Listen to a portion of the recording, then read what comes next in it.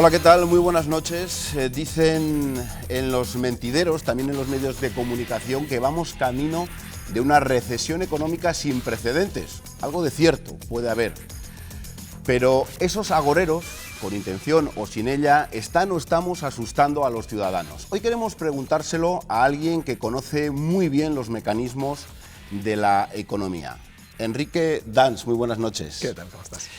Enrique Dans es profesor de innovación en el IE Business School desde el año 90.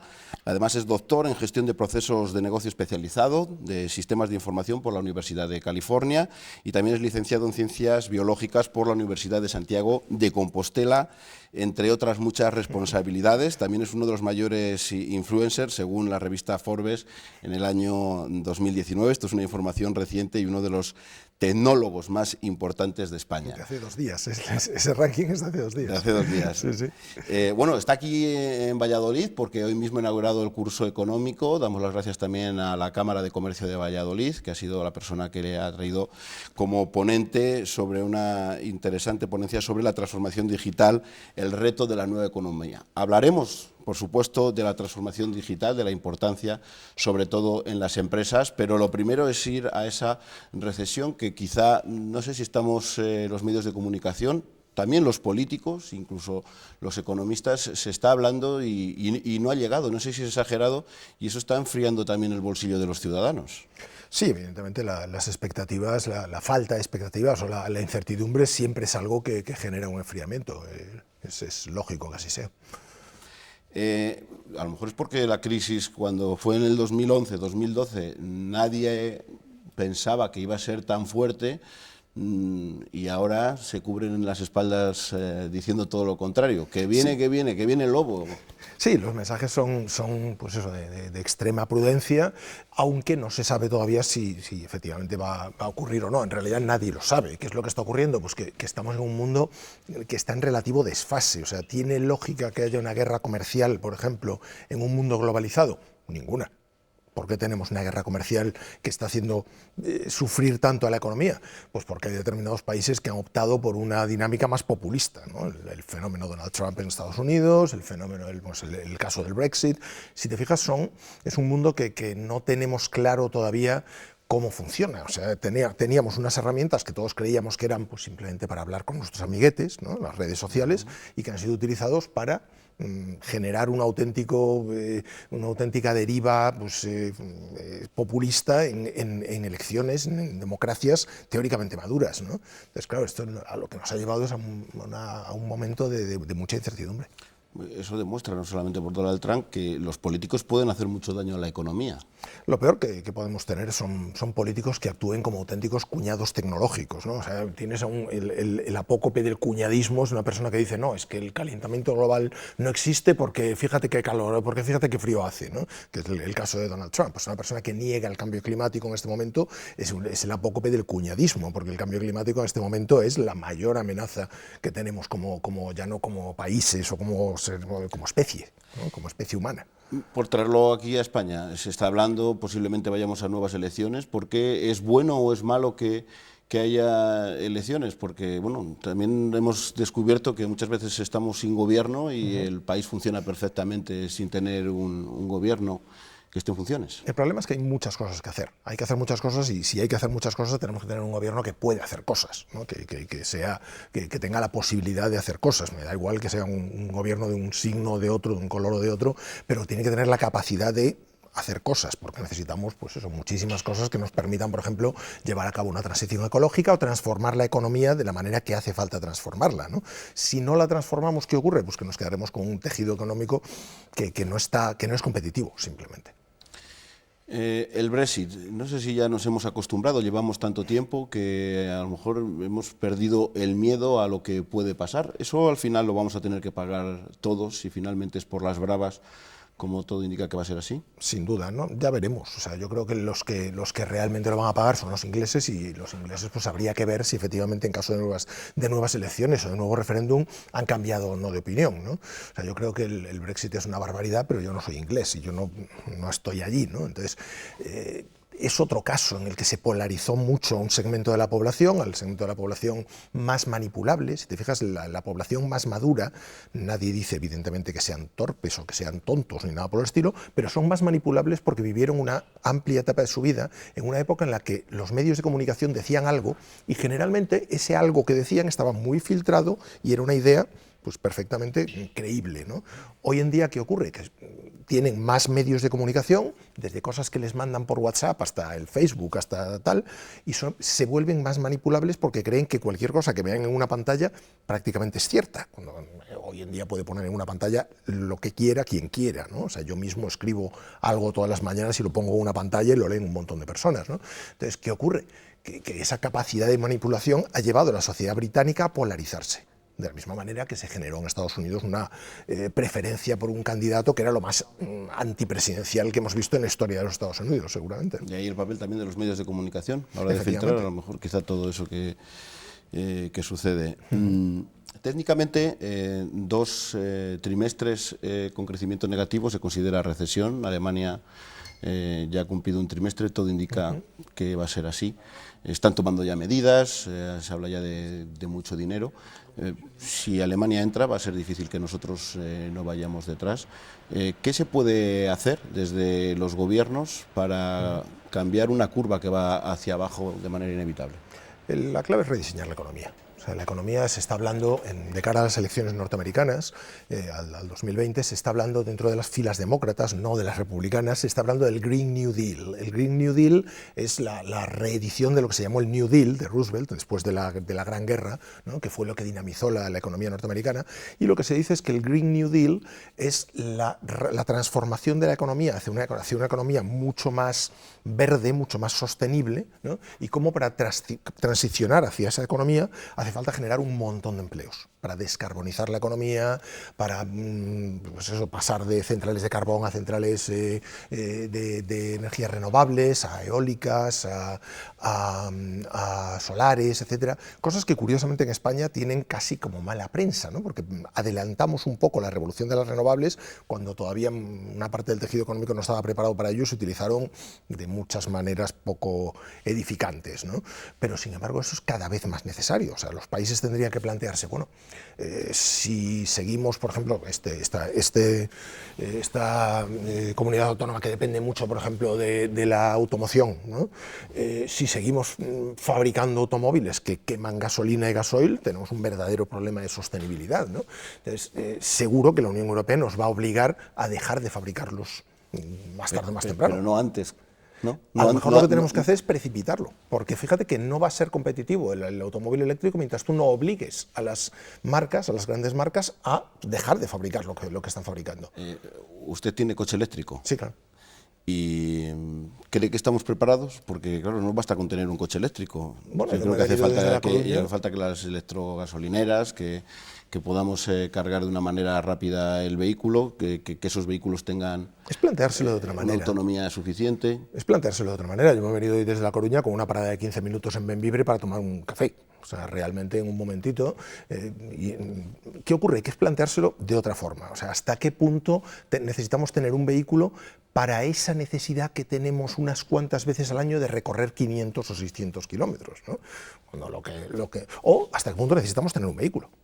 Porque es muy posible que los vehículos dejen de ser un producto que nos compramos, porque si lo pensamos, es seguramente una de las peores compras que hacemos en nuestra vida.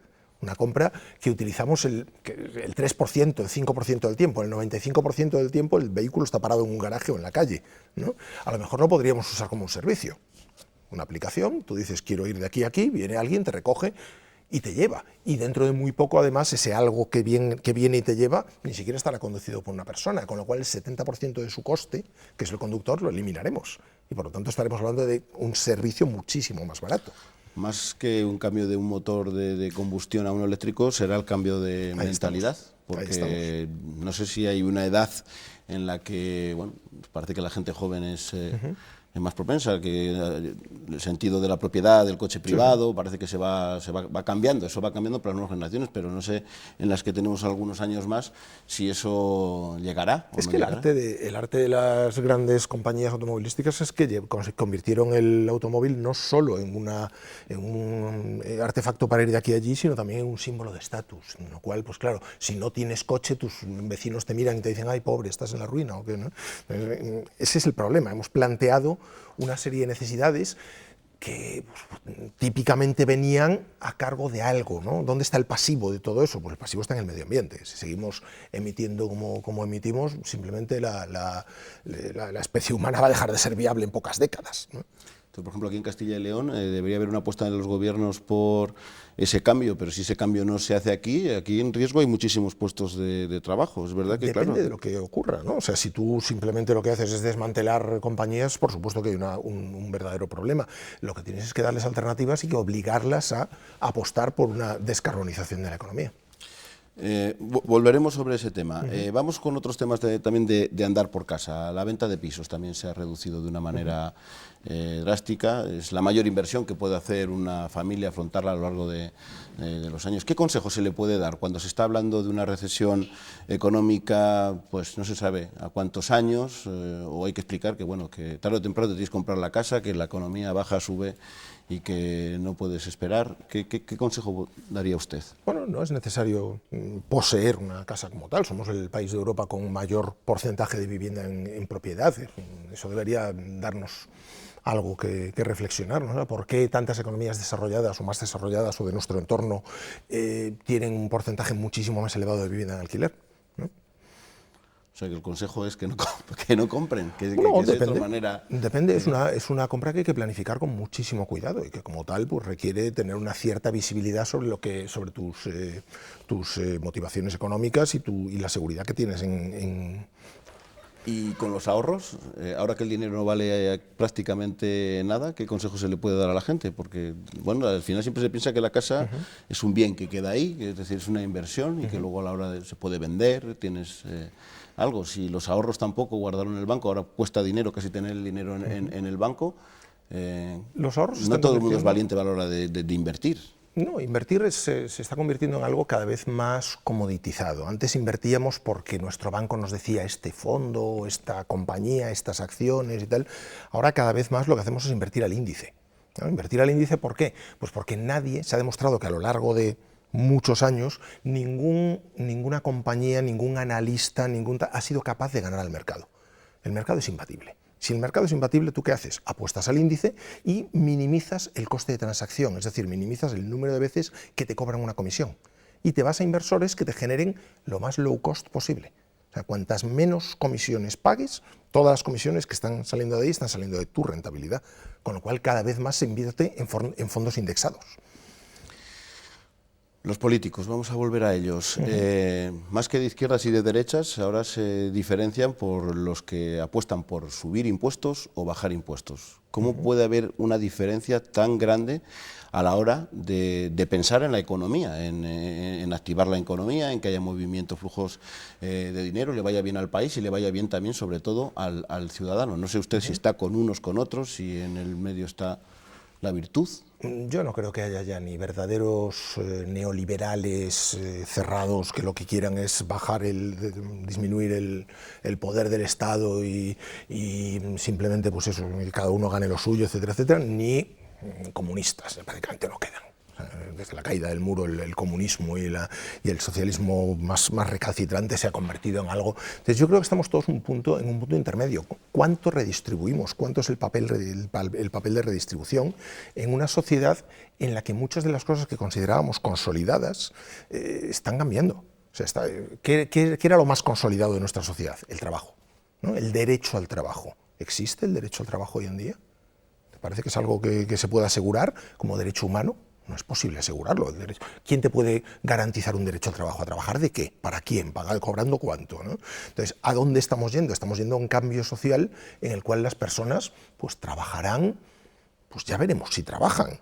Y la posibilidad de trabajar o no trabajar estará dada por un ingreso que tendrás garantizado, que a partir de esa cantidad, pues si quieres ganar más, efectivamente, pues podrás encontrar un trabajo, pero querrás un trabajo cuando es un trabajo que te guste, ¿no? Entonces estamos hablando de un cambio social enorme, que se está barajando, de hecho, en algunos de los candidatos demócratas de los Estados Unidos, la renta básica universal o incondicional. ¿Eso en España sería posible? Sí, perfectamente. Lo que ocurre es que no es otro cambio de mentalidad. O sea, hoy en día a una persona que pierde su trabajo, ¿qué haces? Le das un subsidio de desempleo, ¿no? Ese subsidio de desempleo está condicionado a que encuentre otro trabajo. ¿Qué haces con eso? Disminuir su incentivo a buscar otro trabajo, ¿no? Si a ti te doy de subsidio de desempleo 1.000 y consigues un trabajo por 1.100, es muy posible que digas, pues no, prefiero seguir cobrando el subsidio de desempleo mientras lo tenga, ¿no? Entonces, ¿qué ocurre? Que si ese subsidio, esa cultura del subsidio la cambias y la conviertes en un ingreso garantizado, que no te quitan cuando trabajas y que todo el mundo lo tiene,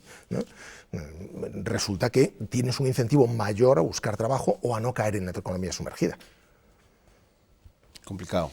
Es un cambio de mentalidad importante. La cultura del subsidio no nos lleva a nada bueno, realmente. Entonces hay que pensar hasta qué punto o cómo redistribuimos esos fondos, ¿no? En un momento en el que, pues eso, desde la quiebra de la seguridad social hasta la quiebra del sistema de los sistemas de pleno empleo. ¿Y la España de las autonomías dónde nos lleva? Siempre se pone en duda cuando llega una crisis y esos costes de esas administraciones cercanas, todo el coste que lleva, que existan. ¿Es bueno? ¿Es malo esa cercanía al ciudadano? ¿Cuál es su opinión? Efectivamente, es un dilema entre esa cercanía, entre proximidad y eficiencia. O sea, si por ganar mucha proximidad lo que haces es duplicar o multiplicar una serie de infraestructuras hasta el punto de hacerlas ineficientes, evidentemente no compensa. Este es el primer verano en el que, aleluya, puedo llegar a La Coruña y utilizar mi tarjeta sanitaria de Madrid para pedir en una farmacia un medicamento que de otra manera no podía ni comprar, ¿no? ¿Por qué teníamos que duplicar o multiplicar los sistemas sanitarios cuando realmente el sistema sanitario, pues, no se obtienen grandes ventajas del hecho de reinventar la rueda en cada sitio, ¿no? Pues ya que la hemos reinventado, por lo menos conectarlos, ¿no? Es lo mínimo. ¿Por qué es tan importante, lo ha dicho esta mañana en su ponencia, en el curso económico, la transformación digital? Porque la transformación digital nos enfrenta a cuestiones que no son optativas. O sea, no es vamos a digitalizar por capricho o por ser más modernos, es que si no lo hacemos, alguien lo hace y nos gana en eficiencia y nos saca del mercado, ¿no? Entonces, realmente esa ganancia de eficiencia ya no es una opción. Entonces, ¿qué es hoy en día la transformación digital? Es entender que hay procesos que, si los pones en marcha, generan un dividendo digital, y ese dividendo digital tienes que hacer algo con él, ¿no? Si te lo quedas, ¿no? o simplemente lo conviertes en beneficio para el accionista, pues vale, pues a lo mejor tu compañía gana más o genera más beneficios a tu accionista, pero si lo repartes de alguna manera puedes generar más fidelidad en los clientes, mejores relaciones, mejor relación con tus proveedores o incluso, pues, no sé, trabajadores más motivados. ¿Las empresas que pierdan ese tren van a ser menos competitivas? Usted escribió ya un libro hace prácticamente 10 años, todo va a cambiar, adaptarse o desaparecer. No sé si le han hecho caso del consejo las empresas, o también es una cuestión de esperar a segundas generaciones que a lo mejor tienen más claro esa necesidad de las nuevas tecnologías. Quien piense que le está yendo bien, ¿por qué me voy a adaptar si me está yendo bien en la empresa? Sí, lo que ocurre es que el mercado también cambia. O sea, yo no creo que sea una cuestión de edad. O sea, decir o pensar que un empresario por tener una edad determinada no es capaz de entender los cambios del entorno me parece subestimar mucho a los empresarios. Los empresarios son personas en general inteligentes que son capaces de detectar cambios en su entorno y cuestiones que les pueden generar ventajas competitivas. Y la tecnología se ha convertido en algo que es el mayor generador de ventajas competitivas que existe. Si te fijas, el hombre es la única especie que convierte la tecnología en algo que modifica completamente su entorno. Cada vez que inventamos, fíjate que hay épocas eras de la civilización humana que se definen por su tecnología. ¿Por qué se llama la edad de piedra, ¿no? Porque aprendimos a pulimentar o a tallar la piedra, ¿no? La edad del bronce, la edad del hierro, porque aprendimos y generamos una ventaja sobre otra civilización que no lo tenía y teníamos armas mejores que ellos o lo que fuese, ¿no? Pues ahora estamos exactamente en eso.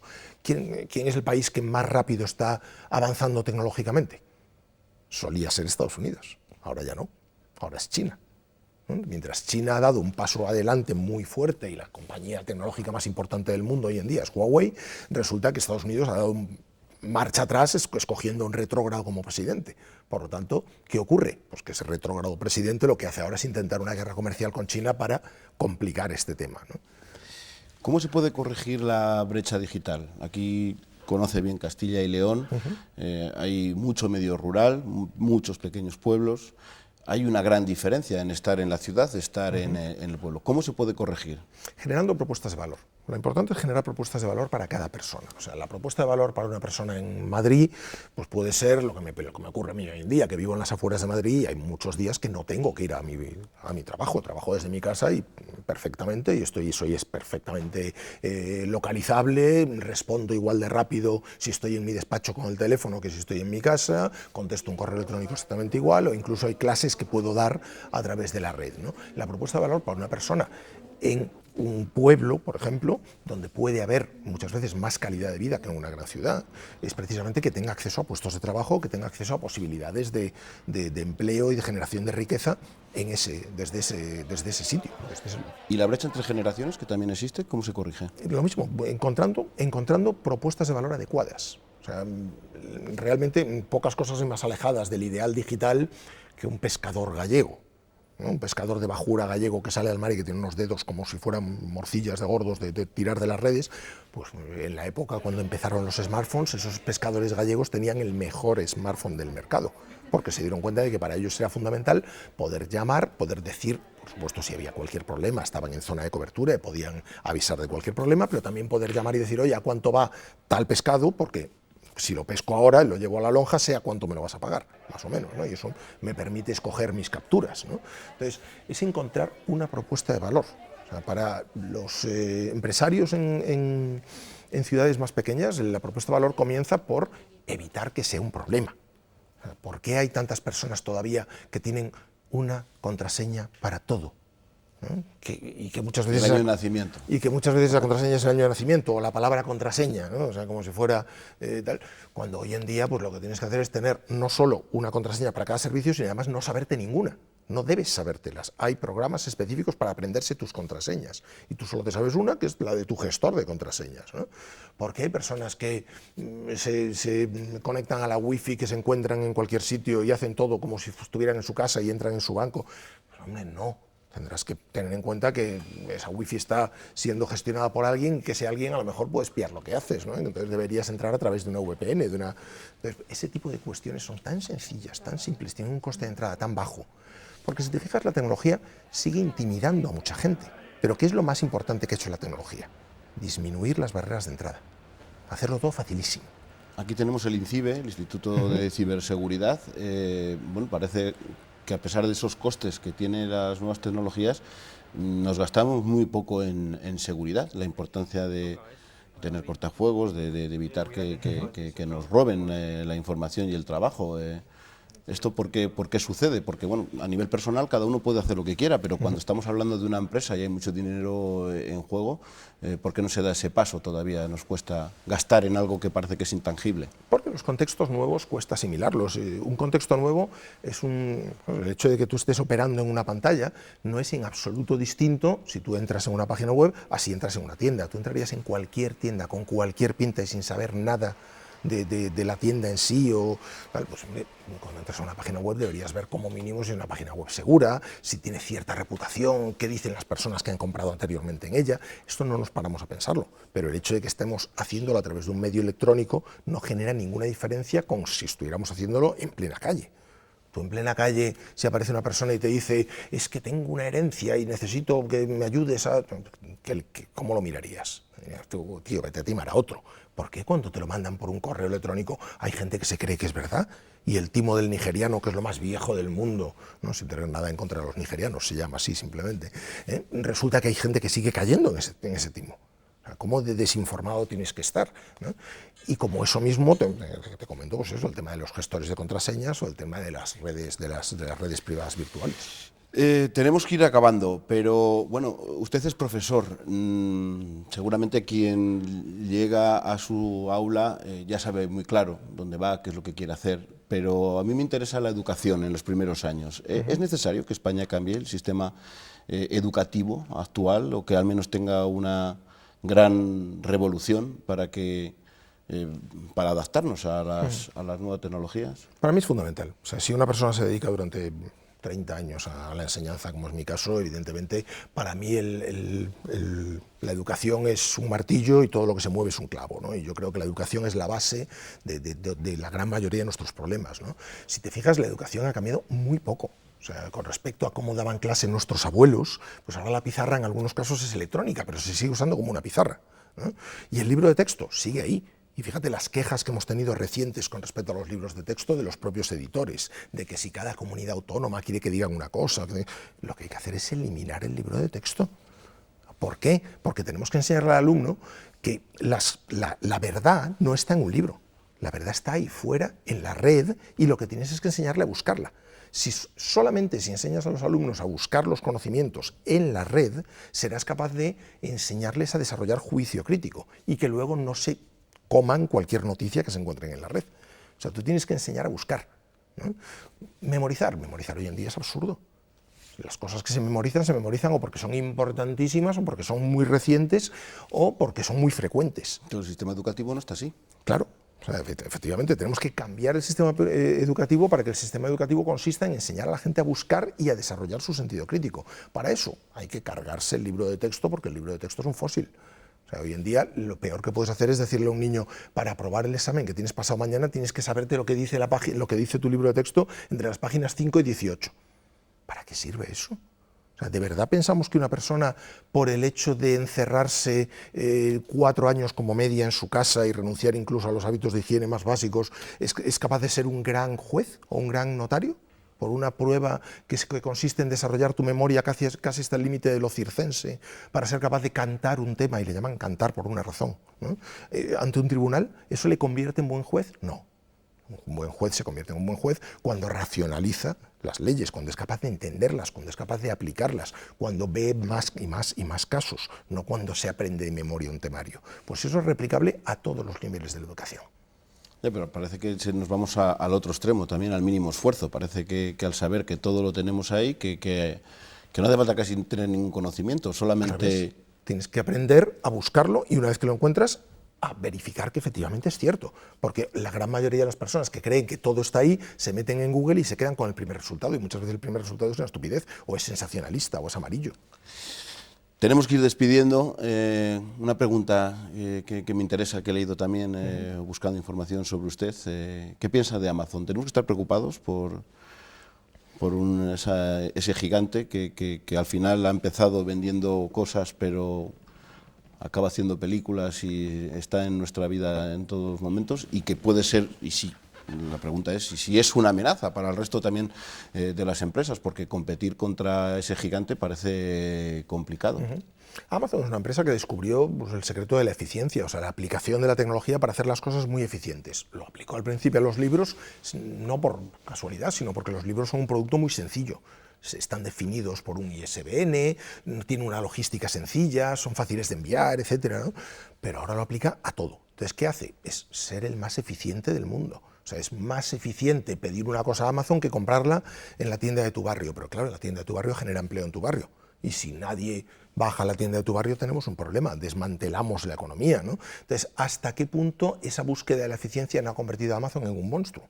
¿No? Y hasta qué punto tenemos que pensar si ese clic que damos, que nos permite encontrar cualquier cosa que queramos y que nos llegue muy rápido a casa, y que si no estamos convencidos de si lo queremos o no, pues lo podemos devolver sin ningún coste, etcétera, etcétera, hasta qué punto nos está imponiendo unos costes a la economía, una descapitalización de las economías locales que tienen un problema, ¿no? Entonces, esas economías locales para competir tienen que además mejorar, tienen que hacerse suficientemente o razonablemente competitivas, porque el mercado es el mercado.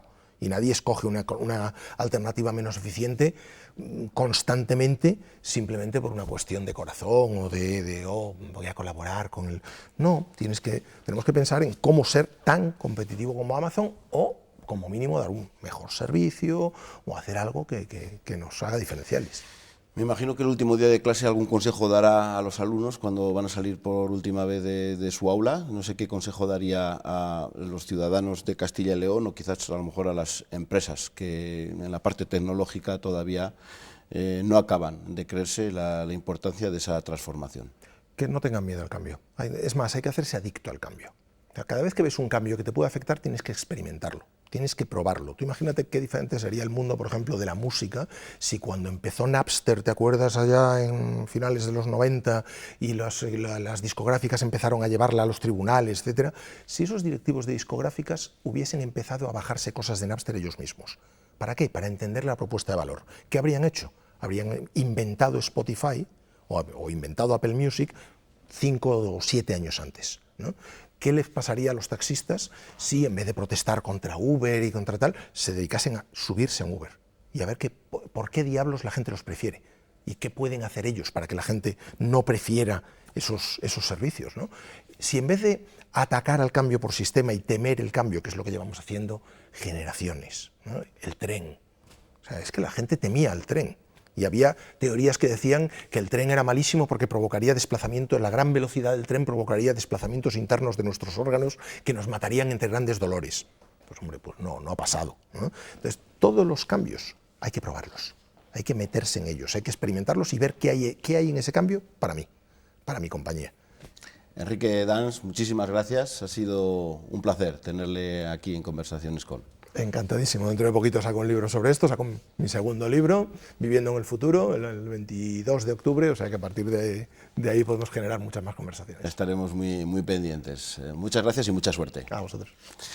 Y a ustedes también, gracias por estar ahí. Espero que hayan aprendido mucho de esta conversación. Nosotros volvemos la próxima semana, el próximo miércoles. Hasta entonces, buena semana.